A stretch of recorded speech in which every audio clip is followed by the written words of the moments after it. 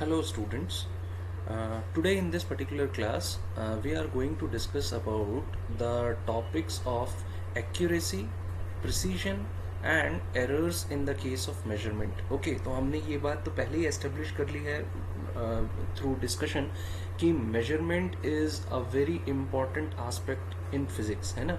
हम लोग फिजिक्स में मेजरमेंट को बहुत इम्पॉर्टेंट समझते हैं एंड मेजरमेंट के थ्रू ही हम लोग जो है बहुत सारे जो है साइंटिफिक फैक्ट्स एंड एक्सपेरिमेंट्स को हम लोग एक्चुअली जो है एस्टेब्लिश कर पाते हैं, ठीक है ना।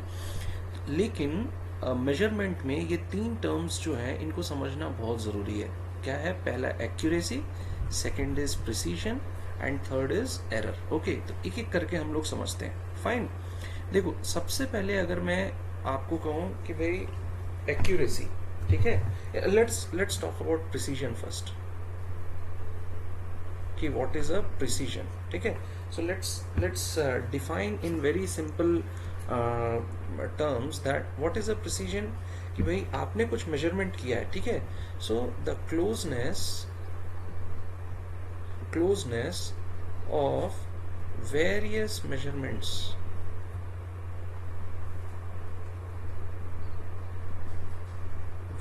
measurements for the same quantity,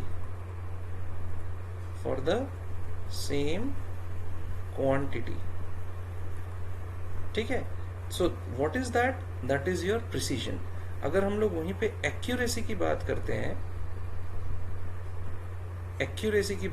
हैं तो यू सी, जब भी हम लोग मेजरमेंट करते हैं तो बहुत इंपॉर्टेंट बात क्या होती है कि भाई आपकी कुछ ट्रू वैल्यू होती है और कुछ मेजर्ड वैल्यू होती है, ठीक है। So whenever we talk about the accuracy, so accuracy says that actually it is a measure of how close is the measured value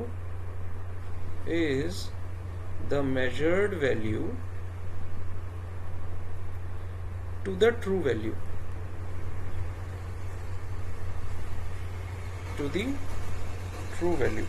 okay. तो अभी क्या है, और we can say true value of the quantity, है ना। तो देखो अभी बहुत इंपॉर्टेंट जो डिफरेंस है इसमें समझने का है कि देखो अब आपने क्या किया, बहुत सारे एक्सपेरिमेंट्स किए, ठीक है। लेट अस सपोज कि मुझे वेट कैलकुलेट करना था एक पर्टिकुलर एलिमेंट का, ठीक है। वो एलिमेंट क्या है? ई। इसका अगर मैं वेट कैलकुलेट करता हूँ तो मुझे आना चाहिए कितना? 2 kg, ठीक है। आपने क्या किया, अब एक्सपेरिमेंट्स किए, ठीक है। एक्सपेरिमेंट नंबर 1 और ट्रायल नंबर 1 T1, ठीक है। ट्रायल 1 किया, ट्रायल 1 में आपको क्या मिला? 1.99 kg। ट्रायल 2 में आपको क्या मिला? 1.7 kg, ठीक है। और ट्रायल 3 आपने किया, उसमें क्या मिला? 2. Let us suppose it is 2.01 kg, ठीक है। तो इसमें हम लोग समझते हैं कि भाई आपके जो ये क्या है, ये आपका, ये जो होता है आपका, ये ट्रू वैल्यू होता है। What is your true value? True value जो आपका एक्सपेक्टेड वैल्यू है, जो आपको आना चाहिए, ठीक है ना। और ये जो आपने एक्सपेरिमेंट्स के थ्रू निकाले हैं, इसको क्या बोलते हैं हम लोग? मेजर्ड वैल्यू, ठीक है। What is this known as? Measured value, ठीक है। तो देखो यहाँ पे अगर हमें समझना है प्रिसीजन और एक्यूरेसी, तो देखो जो आपके प्रिसीजन किससे पता चलेगा? जो आपने एक्सपेरिमेंट्स किए हैं T1, T2, T3, है ना।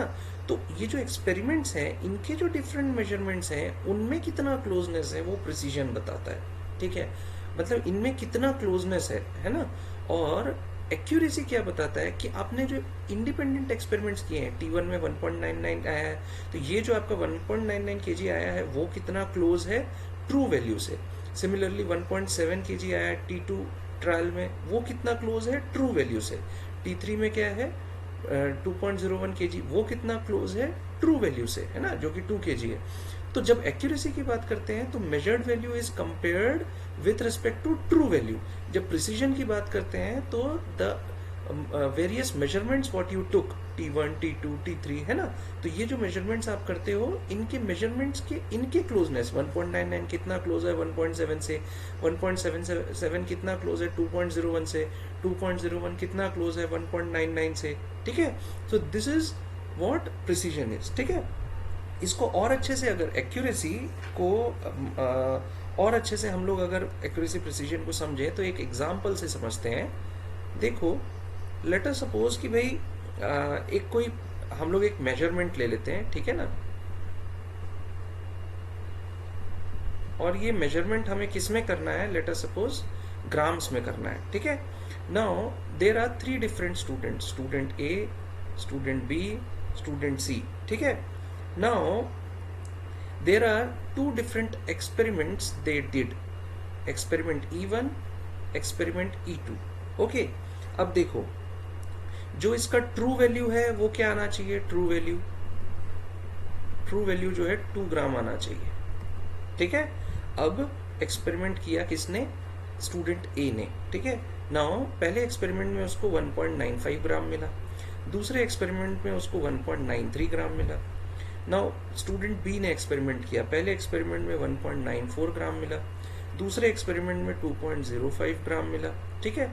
नाउ स्टूडेंट सी ने एक्सपेरिमेंट किया, है ना। एक्सपेरिमेंट मतलब कि मेजरमेंट किया, तो 2 बार मेजर किया, 2 एक्सपेरिमेंट्स किए उसने, तो पहले में 2.01 ग्राम मिला, दूसरे में क्या मिला 1.99 ग्राम मिला, ठीक है। नाउ यहाँ पे हम लोग जो है प्रिसीजन को समझने की कोशिश करते हैं, प्रिसीजन और एक्यूरेसी को तीनों केसेस में समझने की कोशिश करते हैं, ठीक है। नाउ देखो, जो आपका स्टूडेंट ए की पहले हम बात करते हैं, ठीक है। तो आपको क्या है, 2 ग्राम आपका जो है ट्रू वैल्यू है, ठीक है। और पहले प्रिसीजन और एक्यूरेसी स्टूडेंट ए को अगर हम लोग समझे तो देखो यहाँ पे क्या हो रहा है कि 1.95 ग्राम आपको एक्सपेरिमेंट 1 में मिल रहा है और 1.93 ग्राम एक्सपेरिमेंट 2 में मिल रहा है। तो देखो, एक्चुअली हम क्या बोलते हैं प्रिसीजन के केस में कि कितने ज्यादा क्लोज हैं आपके 2 एक्सपेरिमेंट्स के वैल्यू, वो प्रिसीजन बताता है। यहाँ पे देखो 0.02 क्लोज है, पॉइंट्स मतलब उतना क्लोजनेस कैसे पता करोगे, 1.95 माइनस 1.93 कर दो, 0.02 आएगा, है ना। So it is very close, है ना। तो इससे क्या पता चला कि भाई ये प्रिसाइज तो है, because the 2 experiments what you are doing, you are getting what values, you are getting very close values, है ना। ऐसा तो नहीं है कि 1.95 इधर आया और 2.01 इधर आया, है ना। तो ये बहुत क्लोज है 2 एक्सपेरिमेंट्स की वैल्यू, तो इसको क्या बोलते हैं, प्रिसाइज एक्सपेरिमेंट्स कहते हैं, है ना। और एक्सपेरिमेंट्स डन विद प्रिसीजन, है ना। लेकिन देखो आपका 2 ग्राम से कितना ज्यादा इसका जो है डिफरेंस है 1.95 और 1.93 का। So this is not accurate, this is not accurate, ऐसे हम समझने की कोशिश करते हैं, ठीक है। सिमिलरली अगर हम लोग स्टूडेंट बी की बात करें तो देखो यहाँ पे क्या है कि एक बार 1.94 आया, एक बार 2.05 आया, ठीक है। तो डेफिनेटली इनमें क्लोजनेस तो है नहीं 2 एक्सपेरिमेंट्स में, so this is not precise. And definitely ये 1.94 और 2.05 2 ग्राम से बहुत डिफर कर रहा है, तो इसीलिए it is not accurate also, ठीक है। अभी थर्ड स्टूडेंट सी की बात करते हैं, तो देखो 2.01 और 1.99 इट इज प्रिसाइज ऑल्सो, ठीक है। And because they are very close, है ना, and they are accurate also. Why they are accurate, इसीलिए क्योंकि 2 ग्राम से ये बहुत ही पास है, ट्रू वैल्यू जो आपकी है उससे जो आपके एक्सपेरिमेंट की वैल्यू आ रही है वो बहुत क्लोज है ना। तो क्लोज है तो उसका मतलब क्या हुआ कि they are student C is achieving both precision and accuracy, ठीक है। नाउ तो मैंने आपको तरीका बता दिया है ना, आपको ट्रू वैल्यू दिया हुआ है और आपको डिफरेंट एक्सपेरिमेंट्स के मेजरमेंट दिए हुए हैं, तो ट्रू वैल्यू से कंपेयर करके एक्यूरेसी निकालोगे और आपके दोनों एक्सपेरिमेंट्स के बीच के कंपैरिजन करके आप क्या निकालोगे, योर प्रिसीजन, ठीक है। तो यहां मैं क्या कह सकता हूं कि भाई जो आपका एक्यूरेसी है वो सी का ज्यादा है, किससे, बी से एंड उससे ज़्यादा किसका है, ए से, है ना। तो ये कैसे निकाला हमने, ये निकाला इस तरीके से कि भाई इसको आप माइनस कर दो, है ना, सिमिलरली इसको माइनस कर दो, इसको माइनस कर दो। लेकिन ये क्या हो रहा है, ये बहुत ही दो एक्सपेरिमेंट्स को 2 बार माइनस करने से जो वैल्यूज आ रही है, इट्स बिकमिंग वेरी डिफिकल्ट ना to find the accuracy and precision. तो इसके लिए क्या होता है कि one more term is there that is known as your average of the values what you are getting in grams, ठीक है। तो ए के केस में देखो एवरेज कैसे निकालते हो, एवरेज निकालना बहुत इजी है ना, A plus B divided by 2। A plus B मतलब यहाँ ए स्टूडेंट और बी स्टूडेंट नहीं है, यहाँ पे एवरेज निकालने का फॉर्मूला जो होगा it will be equal to what, E1 plus E2 divided by 2। क्यों, क्योंकि 2 नंबर ऑफ एक्सपेरिमेंट्स है, जो टोटल नंबर ऑफ एक्सपेरिमेंट्स होते हैं उनको डिवाइड किया, तो यहाँ पे क्या आ जाएगा 1.95 plus 1.93 divide by 2, it is nearly equal to 1.940। फिर उसके बाद हम बी की बात करते हैं, इसमें क्या हो गया कि भाई 1.94 प्लस 2.05 डिवाइड बाई 2, तो ये क्या आ जाएगा आपका nearly equal to 1.995। And similarly अगर सी की बात करते हैं, सो 2.01 प्लस 1.99 डिवाइडेड बाई 2, तो answer it is equal to 2.000 gram. अभी देखो इसको अगर हम लोग ध्यान से देखें तो हमें क्या समझ में आता है कि जो सी है वो तो 2.2 ग्राम हमें अचीव करना था, और एवरेज अगर निकालें 2 एक्सपेरिमेंट्स का तो 2 ही आ रहा है, करेक्ट। तो इससे क्या पता चला हमें, अगर हम एक्यूरेसी को समझने की कोशिश करें, देखो प्रिसीजन तो 2 एक्सपेरिमेंट्स के बेसिस पे पता चलेगा, लेकिन अगर यहाँ पे हम लोग एक्यूरेसी को समझने की कोशिश करें तो हमें एवरेज वैल्यू से बेटर रिजल्ट्स आएंगे। क्योंकि हाँ, एवरेज वैल्यू क्या होगा भाई, जितना भी आया है उसका एवरेज करो तो उससे आपको जो है पता चल जाएगा, तो उससे नियरनेस पता चल जाएगा किससे, ट्रू वैल्यू से।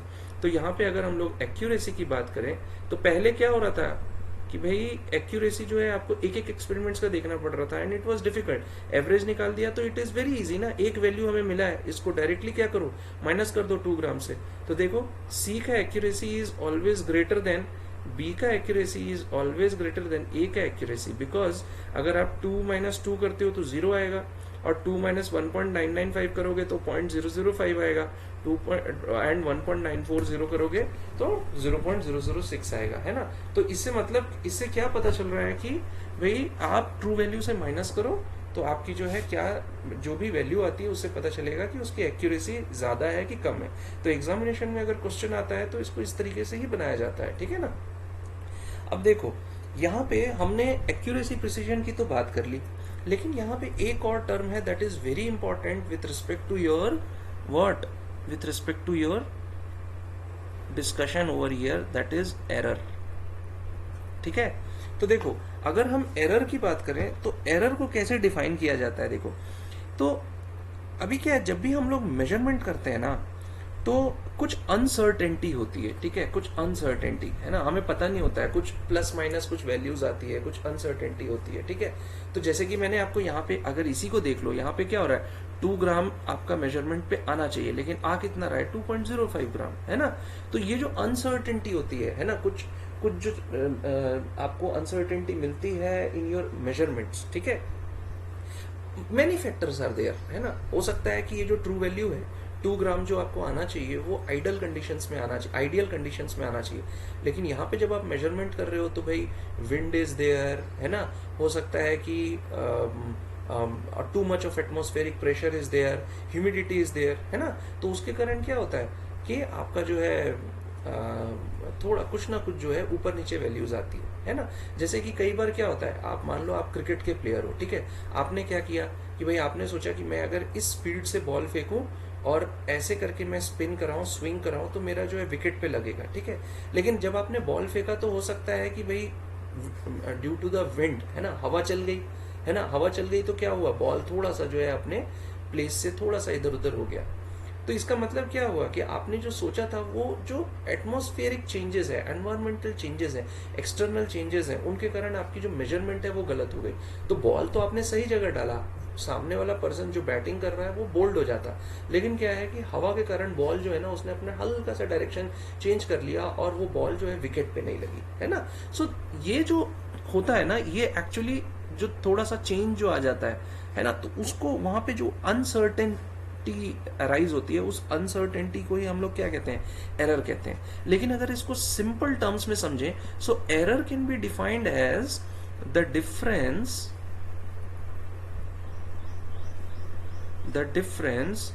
between true value and the measured value. Very simple definition है ना. Error can be defined as the difference between true value and measured value. तो let measured value equal to, हम लोग क्या ले लेते हैं, let us suppose हम लोग मेजर्ड वैल्यू को मान लो कि क्या बोलते हैं, एक्स बार ले लेते हैं, ठीक है. और जो ट्रू वैल्यू है उसको हम लोग सपोज कर लेते हैं कि भाई वो क्या है, एक्स है, ठीक है. तो error can be defined as, error को हम लोग कभी कभी ई से दिखाते हैं, कभी कभी एप्सिलन से दिखाते हैं. तो error can be defined as x minus x bar, ठीक है. अब देखो बहुत सिंपल सी बात है, यहाँ पे एरर की वैल्यू निगेटिव भी आ सकती है, पॉजिटिव भी आ सकती है, ठीक है. तो हमेशा याद रखो the value of error can B plus minus both, है ना. अब जैसे कि ये वाला एग्जांपल ले लो, इसमें अगर यहाँ पे क्या है, ट्रू वैल्यू 2 ग्राम है, 2 ग्राम से 1.95 को माइनस करोगे तो आपका क्या आएगा, आपका वैल्यू प्लस में आएगा, पॉजिटिव आएगा. लेकिन यहाँ 2 माइनस 2.01 करूंगा तो आंसर क्या आएगा, निगेटिव में आएगा. तो इसका मतलब क्या है कि आपकी जो ट्रू वैल्यू है उससे थोड़ी सी ऊपर भी आपकी मेजर्ड वैल्यू आ सकती है और उससे थोड़े से नीचे भी आ सकती है, लेस भी आ सकती है, ग्रेटर देन ट्रू वैल्यू भी आ सकती है. तो प्लस माइनस दोनों के टर्म्स में हम लोग जो है एरर को डिफाइन करते हैं, ठीक है ना. So this is actually important in terms of the fact that your plus minus uncertainty के लिए भी एक्चुअली यहाँ पे डिनोट होता है ना. ये जो प्लस माइनस है इसको हम लोग अनसर्टेन वैल्यू के लिए भी डिनोट करते हैं, है ना. अनसर्टेन वैल्यू क्या होता है, वो वैल्यू जो कुछ फैक्टर्स, एक्सटर्नल फैक्टर्स के कारण जो वैल्यूज जो है थोड़ी सी ऊपर नीचे हल्की फुल्की हो गई है, उसके कारण उसको क्या बोलते हैं, अनसर्टेन वैल्यू. एंड उसी को हम लोग एरर कहते हैं. एरर के बारे में और हम लोग डिस्कस करेंगे जब हम लोग इसके न्यूमेरिकल्स बनाएंगे, ठीक है. लेकिन अभी हम लोग क्या करते हैं, अभी हम लोग पहले कुछ डिफरेंट टाइप्स ऑफ एरर्स के बारे में डिस्कस कर लेते हैं, ठीक है ना. So let's talk about the types of errors. Errors के भी ना डिफरेंट टाइप्स होते हैं, ठीक है. सबसे पहला जो टाइप होता है उसको हम लोग कहते हैं systematic error. Systematic error. Now systematic errors क्या होता है भाई, सिस्टमेटिक का मतलब क्या हुआ भाई, सिस्टम से रिलेटेड कुछ हम लोग बात कर रहे हैं ना. तो इस सिस्टमेटिक एरर का मतलब ये होता है कि the errors which or that tend to be in one direction,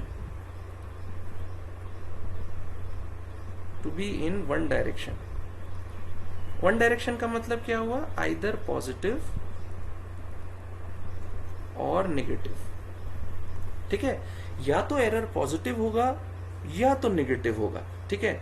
अगर इस तरीके का हम लोग का जो एरर आता है तो उसको हम लोग क्या कहते हैं, सिस्टमेटिक एरर कहते हैं, ठीक है. तो देखो बहुत सिंपल है कि भाई अगर इस टाइप के एरर्स आ रहे हैं तो इनका कुछ सोर्स भी होगा. तो कुछ सोर्सेस ऑफ एरर्स क्या होते हैं सिस्टमेटिक एरर्स में, एक होता है इंस्ट्रूमेंटल एरर, एक होता है instrumental error. Okay, systematic errors के सोर्सेज होंगे ना भाई. सिस्टमेटिक एरर्स हमने तो बता दिया कि भाई जो एरर्स वन डायरेक्शन में होते हैं, मतलब वन डायरेक्शन मतलब या तो पॉजिटिव होंगे या तो नेगेटिव वैल्यूज मिलेगी उसकी, है ना. तो वो क्या होते हैं कि सिस्टमेटिक एरर्स होते हैं. लेकिन ये सिस्टमेटिक एरर्स कैसे प्रोड्यूस होते हैं, है ना भाई. कुछ तो होता होगा जिसके कारण सिस्टमेटिक एरर्स आता है. तो हमें ये समझना है कि कैसे प्रोड्यूस होते हैं. तो ये पहला जो सोर्स है वो क्या है, इंस्ट्रूमेंटल एरर. तो भाई सिंपल सी बात है, अगर हम लोग इंस्ट्रूमेंटल एरर की बात कर रहे हैं तो यहाँ पे आपके दिमाग में एक बात आनी चाहिए कि there must be some imperfection in the instrument. जो आप इंस्ट्रूमेंट यूज करते हो ना, इंस्ट्रूमेंट क्या क्या होते हैं, अगर मेजरमेंट करने के लिए आप स्केल यूज़ करते हो, मैंने आपको लास्ट क्लास में वर्नियर कैलिपर की बात की थी। उसके बाद फिर आप जो है स्फीरोमीटर यूज़ करते हो, उसके बाद आप क्या करते हो, मेजरिंग टेप का यूज़ करते हो, है ना। तो ये इसमें क्या है ना, अगर इम्परफेक्शन होता है, ठीक है, तो अभी इम्परफेक्शन किस टाइप के हो सकते हैं इसको भी समझ लेते हैं। तो भाई इसमें डिज़ाइन इम्परफेक्शन हो सकता है, ठीक है। इसके बाद और क्या हो सकता है, कैलिब्रेशन इम्परफेक्शन हो सकता है,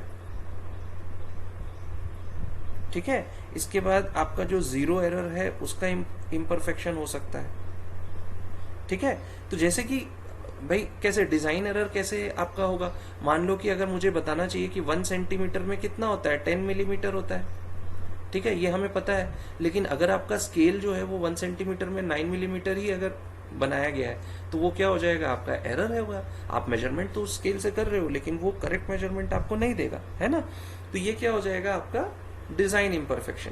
अभी इसमें कैलिब्रेशन की बात करते हैं। तो देखो, अगर हम लोग मान लो कि एग्जाम्पल लेते हैं, अगर आपको टेम्परेचर मेजर करना है, ठीक है, तो थर्मामीटर से मेजर करते हो आप, है ना।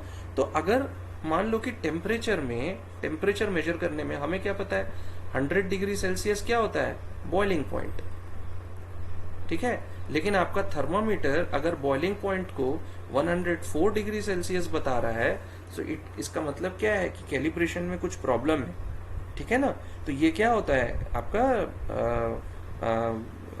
ये जो होता है एक्चुअली कैलिब्रेशन एरर कहलाता है। डिजाइन का मतलब क्या हुआ, जब उसको बनाया गया उस समय उसमें कुछ जो है कुछ चेंजेस हो गए अननोइंगली या नोइंगली, जिसके कारण जो है डिजाइन जो है गलत हो गया, इंस्ट्रूमेंट का डिजाइन, है ना। जैसे मैंने बता दिया आपको, है ना। कैलिब्रेशन में मान लो कि भाई 100 डिग्री सेल्सियस होना चाहिए, 100। कभी कभी देखना थर्मामीटर में क्या करते हो आप, थर्मामीटर में मर्क्यूरी का यूज होता है ना टू मेजर तो योर टेम्परेचर। तो उसमें क्या होता है कि भाई आप क्या करते हो, कभी कभी ना थर्मामीटर को निकाल के अपने हाथ को थोड़ा सा शेक करते हो थर्मामीटर पकड़ के। उसका रीजन क्या है कि भाई उसकी जो भी वैल्यू है वो उसके मिनिमम पे आ जाती है शेक करने से। उसके कहा मिनिमम मतलब उसके स्टैंडर्ड लेवल पे आ जाती है जहां से मेजरमेंट स्टार्ट होता है, ठीक है।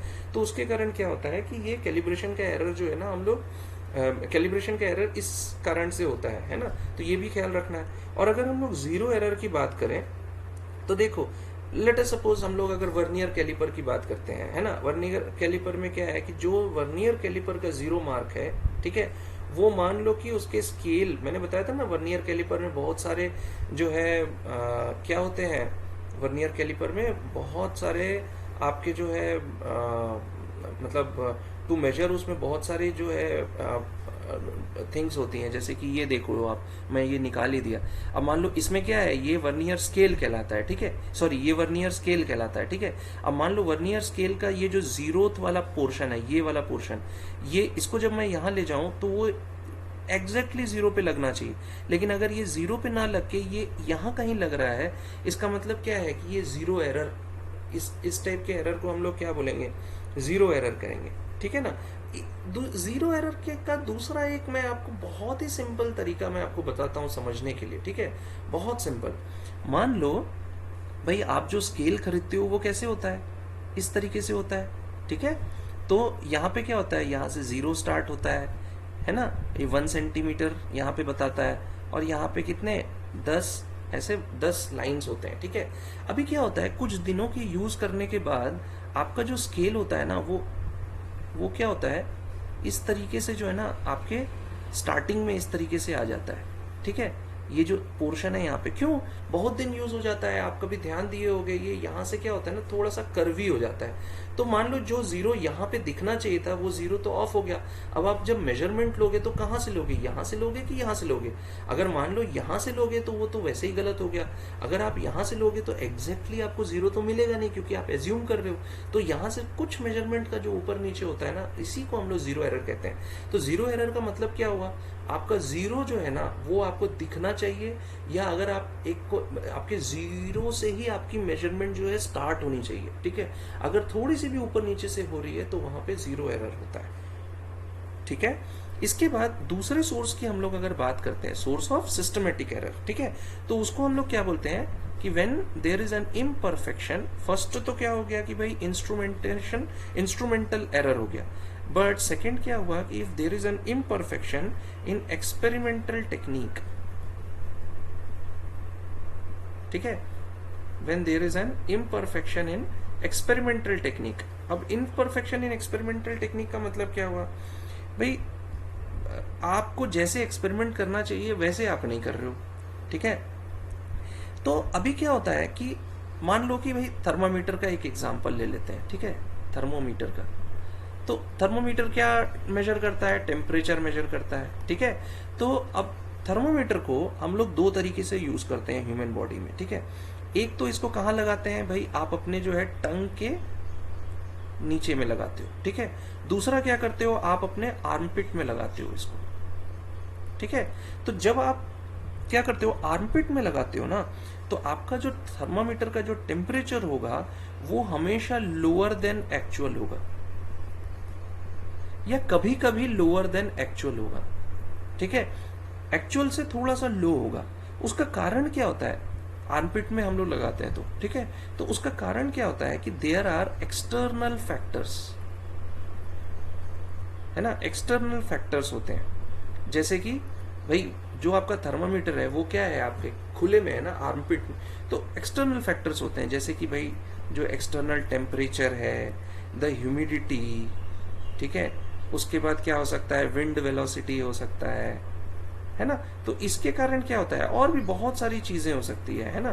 तो इसके कारण क्या होता है, जो आपका जो टेम्परेचर एग्जैक्टली आना चाहिए उससे थोड़ा सा कम आता है ना, थोड़ा सा ज्यादा कभी आएगा।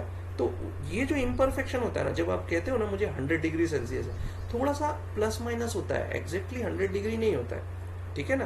तो वो क्या होता है कि आप आंखों से देखते हो ना, आपकी आंखें जो होती है ना वो सही तरीके से उसको मेजर कर पा रही है कि नहीं, है ना।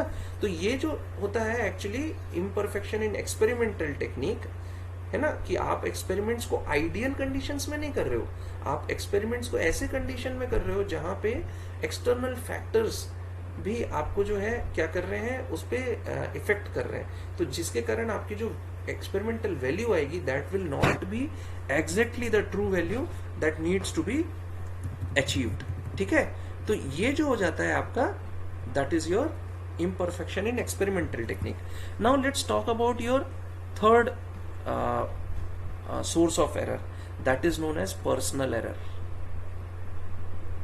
है ना। जो हम मेजर करते समय अपने से गलतियां करते हैं उसको हम क्या कहते हैं, पर्सनल एरर्स। इसमें क्या क्या आ सकते हैं, ठीक है, पर्सनल एरर्स में समझ लेते हैं, ठीक है। पहला होता है इंडिविजुअल बायस, पहला होता है इंडिविजुअल बायस, ठीक है। दूसरा क्या हो सकता है, lack of proper setting of apparatus, proper setting of apparatus. Apparatus क्या, जिससे आप एक्सपेरिमेंट कर रहे हो उसको हम लोग क्या कहते हैं, एपरेटस कहते हैं, ठीक है। उसके बाद और क्या हो सकता है कि भाई ऑब्जर्वेशन एरर। अब भाई ह्यूमन एरर्स तो होते ही हैं, है ना। तो उस ऑब्जर्वेशन में कुछ अगर एरर हुआ है, ठीक है। तो अभी क्या है, जैसे कि कई बार क्या होता है कि इंडिविजुअल बायस का मतलब क्या होता है कि भाई हम एरर लेते समय हम सोच रहे हैं कि भाई अच्छा 2.05 मुझे जो है ट्रू वैल्यू मिलनी चाहिए थी, ठीक है। और मुझे क्या आ रहा है, 2.04 आ रहा है। मैं क्या बोलता हूँ, अच्छा 04 है ना, इसको 05 करके मैं लिख देता हूँ, है ना। तो ये क्या है, आप बायसिंग कर रहे हो। आपकी वैल्यू आई नहीं थी 2.05, लेकिन आप क्या सोच रहे हो, अच्छा 2.04 है ना, नियर टू 2.05 ही तो है ना, चलो 2.05 ही लिख देते हैं। तो ये क्या है, इंडिविजुअल बायस। सेकंड क्या है, lack of proper setting.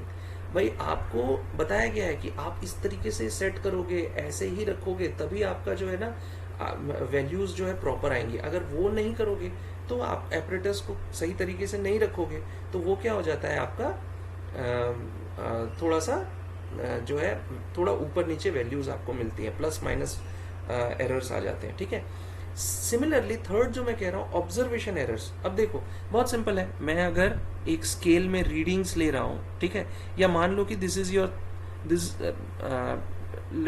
Let's change it to what, your thermometer, ठीक है। अगर मैं कहता हूं कि दिस इज माई थर्मोमीटर, ठीक है, अभी थर्मोमीटर में अगर मैं रीडिंग ले रहा हूं, ठीक है, और मैं देखता हूं, मैं आंखों से ही तो देख रहा हूं, है ना। तो हमने अपनी पहली क्लास में क्या पढ़ा था, मेजरमेंट के लिए पैरेलैक्स मेथड पढ़ा था, ठीक है। पैरेलैक्स मेथड, पैरेलैक्स में हमने क्या बताया था कि अपनी आंखों से अगर आप एक आंख बंद करके देख रहे हो, फिर दूसरे आंख बंद करके ही अगर उसी मेजरमेंट को देख रहे हो, तो थोड़ा सा ऊपर नीचे आपको मेजरमेंट दिखता है। सिमिलरली अगर आप बहुत पास जाके देख रहे हो थर्मामीटर के, या बहुत दूर से देख रहे हो, तो भी आपको मेजरमेंट में थोड़ा सा ऊपर नीचे होगा। तो कुछ मेजरमेंट जो हम लोग ऑब्जर्व करते हैं अपनी आंखों से, उसमें भी एरर्स आते हैं, because we are not machines, correct. तो इसके कारण क्या होता है कि एक एक एग्जांपल मैंने आपको यहाँ पे बता दिया, किसका, पैरेलैक्स मेथड का, कि भाई आप कई बार होता है, अच्छा मैं थोड़ा एक आंख बंद करके देख लेता हूँ, मेजरमेंट ले लेता हूँ, तो उसके कारण भी जो अपना जो आपको जो वैल्यूज आती हैं वो थोड़ी सी प्लस माइनस एरर के साथ आती है, ठीक है। तो ये क्या होता है, ये आपका पर्सनल एरर्स कहलाते हैं, ठीक है। तो सिस्टमेटिक एरर्स हमने पढ़ा कि जिसमें आइदर पॉजिटिव और नेगेटिव वैल्यूज ऑफ एरर्स आएंगी, ठीक है। So that is in one direction only. And उसके 3 सोर्सेस के बारे में पढ़ा, that is instrumental error, imperfection of experimental technique और procedure error, and third is the personal error, ठीक है। अभी देखो सिस्टमेटिक एरर्स को हमने देखा, तो सिस्टमेटिक एरर्स को मिनिमाइज करने के भी हम लोग को मेथड आने चाहिए, ठीक है, कि भाई सिस्टमेटिक एरर्स अगर होते हैं तो उसको कैसे हम मिनिमाइज करें, ठीक है। तो उसके लिए क्या है, बहुत सिंपल है कि जो भी आपके हमने पढ़े हैं उस हिसाब से देखो, ठीक है, कि जो आप इंस्ट्रूमेंट का सिलेक्शन कर रहे हो वो एकदम प्रॉपर, उसके कैलिब्रेशन प्रॉपर होने चाहिए, उसकी मेजरमेंट प्रॉपर होनी चाहिए, उसका जीरो एरर नहीं होना चाहिए, ठीक है। मतलब कि जीरो एरर मतलब जीरो जीरो कोइंसाइड होना चाहिए, है ना। उसके बाद अगर हम लोग एक्सपेरिमेंटल टेक्निक के बेसिस पे देखें, तो एक्सपेरिमेंटल टेक्निक में हमने जो समझा कि भाई एपरेटस प्रॉपरली यूज होना चाहिए, है ना, और जो भी कंडीशंस है, ideal conditions, we need to try to do our experiments in those ideal conditions only, है ना। उसके बाद अगर हम लोग पर्सनल एरर के बेसिस पे बात करें, तो हमें समझना चाहिए कि भाई वो जो पर्सनल बायसिंग है उसको हम लोग को हटाना चाहिए। देखो बहुत सिंपल सी बात है, आप जब फिजिक्स के या केमिस्ट्री के एक्सपेरिमेंट्स करने के लिए लैब में जाओगे, वहां पे भी आपको जो वैल्यूज बता दी जाएगी, थोड़ा सा अगर ऊपर नीचे आएगा तो उससे घबराना नहीं, ठीक है। देखो आप एक्सपेरिमेंट कर रहे हो, अगर आप एक्सपेरिमेंट करके उसको अचीव कर पा रहे हो, so that is what is needed, okay. कि भाई आप एक्सपेरिमेंट करके कुछ रिजल्ट्स ला पा रहे हो, ये इंपॉर्टेंट नहीं है आपके रिजल्ट्स कितना क्लोज एंड ऑल। अगर आप उसको एक्सपेरिमेंट्स को अगर आप बायसिंग के थ्रू अगर आप ऊपर नीचे कर दोगे, तो भाई बहुत ही डिफिकल्ट हो जाएगा आपके लिए ये समझना कि भाई आपको क्या मिलना चाहिए था और आपको क्या मिला, करेक्ट। सो अभी हम लोग अपने नेक्स्ट क्लास में और एरर्स के बारे में डिस्कस करेंगे, ठीक है। Thank you very much for listening to me, have a nice day.